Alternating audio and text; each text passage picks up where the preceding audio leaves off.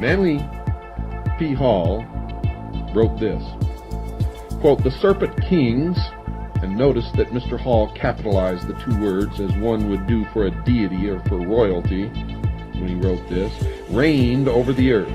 The Serpent Kings reigned over the earth. It was these Serpent Kings who founded the mystery schools, which later appeared as the Egyptian and Brahmin mysteries. The serpent was their symbol. They were the true sons of light, and from them have descended a long line of adepts and initiates duly tried and proven according to the law, unquote. And the proper term is not Freemason, it's Freemason. It comes from the French, from the Knights Templar, and it literally means the sons of light. Another writer, Wilfred Gregson, informed his readers why Mr. Hall capitalized the two words Serpent Kings when he wrote, quote, "One symbol of great prominence throughout all ancient civilizations is the snake, or serpent, where it has symbolized divine wisdom," unquote. So Mr. Hall had reason to capitalize the words because he had discovered that the serpent represented divinity.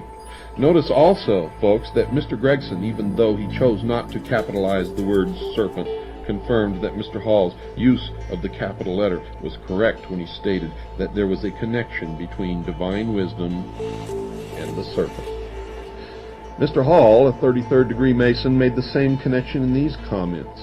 Quote, "The serpent is true to the principles of wisdom, for it tempts man to the knowledge of himself," unquote. A serpent is often used by the ancients to symbolize wisdom. The symbol of the serpent has another concealed truth, according to Kenneth McKenzie, for he identified that truth in this quote when he described a brazen serpent. Quote, "It was a type of mediator and a promise of redemption," unquote. The word brazen, folks, is defined as bold or impudent, and impudent is defined as shamelessly bold or disrespectful. Now you will remember that Lucifer was an anointed cherub in heaven who fell because he sought godly power. The story is covered in Isaiah chapter 14, verses 12 through 14 of the Old Testament. Look it up. It says this, quote, "How art thou fallen from heaven, O Lucifer, son of the morning? How art thou cut down to the ground? For thou hast said in thine heart, I will ascend into heaven, I will exalt my throne above the stars of God, I will be like the Most High," unquote. Therefore it can be safely said that Lucifer would be considered to be shamelessly bold and, of course, disrespectful. It appears that the brazen serpent could be Lucifer. Another author, John Anthony West, wrote a book entitled Serpent in the Sky, in which he also connected the serpent with wisdom, and he wrote this, quote, "The serpent represents intellect, the faculty by which man discriminates. There is a higher and a lower intellect. Thus, symbolically, there is a serpent that crawls, and the higher intellect, that which allows man to know God, the heavenly serpent, the serpent in the sky," unquote. The somewhat veiled worship of this serpent in the sky inside the Masonic lodges was alluded to by another Masonic writer, Kenneth McKenzie, for in his book entitled The Royal Masonic Cyclopedia, he wrote this, quote, "Among the charges preferred against the Order of Knights Templar, for which Jacques Desmoulins suffered martyrdom, was that of worshipping an idol or image called Baphomet.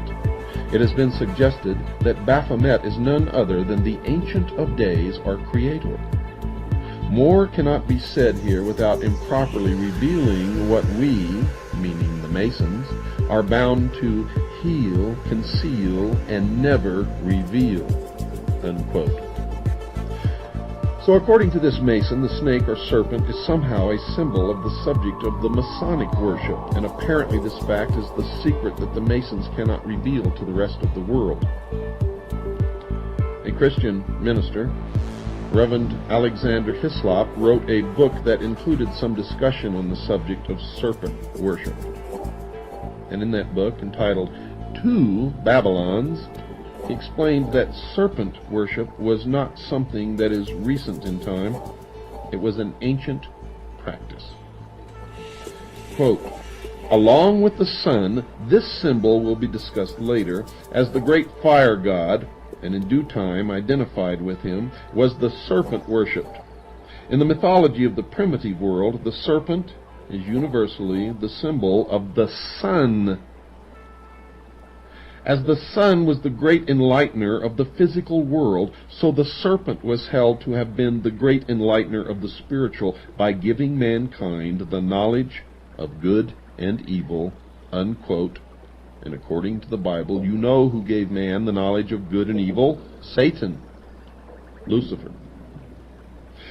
He then discussed a coin minted in Tyre, the center of the ancient Phoenician culture.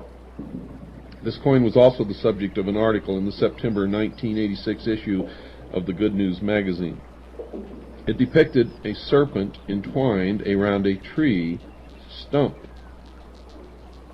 To the left of the stump stood an empty cornucopia, and to the right a flourishing palm tree. The snake on the coin is the symbol of the powerful god whom the Romans called Esculapius. The name means the man instructing snake, or the snake that instructs man, and the article then reported, quote, in mythology, Aesculapius was believed to be the child of the sun, and thus the enlightener of mankind. As the legend goes, Aesculapius was ultimately struck down by a thunderbolt thrown by an angry Zeus, king of the gods, and cast into the underworld, unquote. The tree stump, folks, represented the fallen god and his ruined kingdom. In the mythologies of many ancient civilizations, the image of a fallen tree was used to symbolize the cutting off of a great god or hero, someone cut off in the midst of their power. You see, the snake on the coin was shown twisting itself around the dead stump, exerting its power in an attempt to restore his fallen kingdom. The cornucopia is an ancient symbol of plenty, but it was empty on the coin. This has been interpreted as meaning that the abundance had been cut off because the great God has been cut off. However, folks, the implication is that the horn of plenty will return when the fallen God is restored to his rightful position. The palm tree shown on the coin is a well-known symbol of victory, so it appears that the coin was minted to depict the anticipated return of the fallen snake god to the world. And the Bible talks about a fallen serpent in the book of Revelation, chapter 12, verse 9. However, in this case, folks, the snake is connected to another symbol of the serpent, a great dragon. Quote, and the great dragon was cast out, that old serpent called the devil and Satan, unquote. Is the serpent worshipped in the ancient mysteries and a symbol in the Masonic ceremonies, a symbol of Satan, the devil? As has already been discussed, there is indeed evidence, folks, that this is the case. And once you have confronted the evidence and studied as much as I have studied, you will know that they are one and the same. Another symbol that needs to be analyzed is the star. On the page opposite page 124 in Mackey's Encyclopedia is a drawing illustrating the symbols of Freemasonry. Included in the 20 or so Masonic symbols is a drawing of a shooting star. Now, it can be fairly claimed that a blazing or shooting star would be one that was on the move inside the universe. One of the directions it could move would be, of course, towards the Earth. If it was moving towards the Earth, it could be called a falling star. But we know that most falling stars are actually meteors and not stars at all. Lucifer, however, is a fallen angel according to Isaiah an Old Testament prophet who wrote this in Isaiah chapter 14, verse 12. Quote, "How art thou fallen from heaven, O Lucifer?" Unquote. Now, folks, notice that Isaiah also said that Lucifer fell from heaven, and other parts of the Bible report that he fell to the earth. So it is conceivable that the symbol of the falling or blazing star could be a symbol of Lucifer. A variety of authors have used their writings to discuss the star as a symbol. Professor Adam Weishaupt, the founder of the Bavarian Illuminati, was one who explained what he considered the star to be a symbol of. Listen closely. Quote, "The flaming star is the torch of reason," unquote. Mr. Mackey wrote that the star, quote, "was a symbol of God," unquote. He then connected the blazing star to another symbol when he wrote, quote, "The blazing star refers us to the sun," unquote. And then he connected it with the secret initiation ceremonies inside the Masonic Lodge. Quote, "In the fourth degree of the same rite, the Scottish rite of Freemasonry, the blazing star is again said to be a symbol of the light of divine providence pointing out the way of truth," unquote.